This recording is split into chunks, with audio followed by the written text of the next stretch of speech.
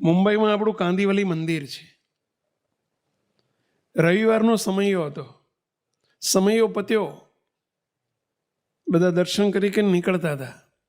દહીંસર આપણે એક હરિભક્ત હતા ને એ હરિભક્ત મને મળ્યા. મને કે સ્વામી, અમારા સંબંધીનું લઈને આવ્યો છો, અમારા પાડોશમાં રહે છે ને, અમારા પાડોશી છે ને થોડા દૂરના સંબંધી છે.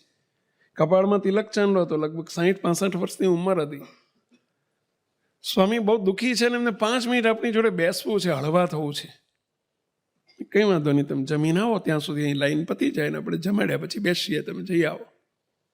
જમીન આવ્યા, એમણે સ્ટોપર બંધ કરી દીધી. બાજુમાં નાનો રૂમ છે, એમાં બેઠા અમે. શું રડ્યા છે, ખૂબ રડ્યા. મેં કે દયાળુ છે શું, તમે વાત તો કરો.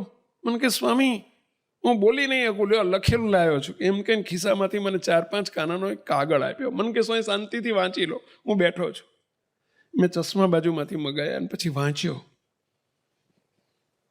પત્રમાં એમણે પોતાની આપવીતી લખી છે. એમાં લખ્યું છે,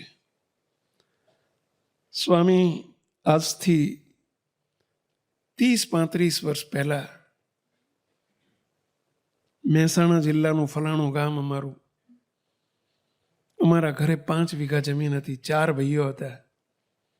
મારા લગ્ન પછી 2 વર્ષ અમે ભેગા રહ્યા.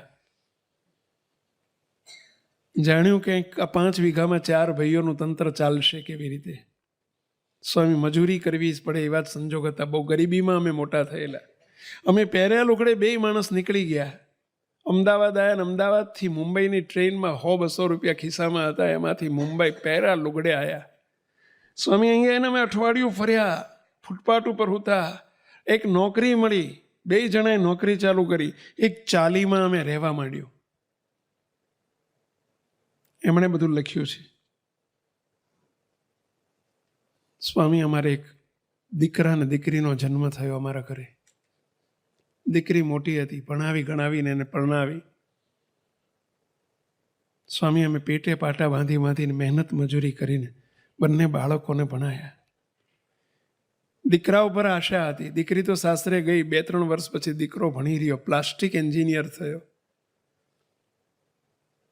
સ્વામી, અમારા ઘરમાં 30 વર્ષમાં અમે ફ્રીજ નહોતું જોયું. 30 વર્ષ મુંબઈમાં રહ્યા તો ફ્રીજ નથી જોયું, તો એસી તો હોય જ ક્યાંથી. અમે માંડ એક ઓયડીમાં રહેતા અમે, અને એમાં પૂરું કર્યું અમારું. દીકરો મોટો થયો, મહારાજની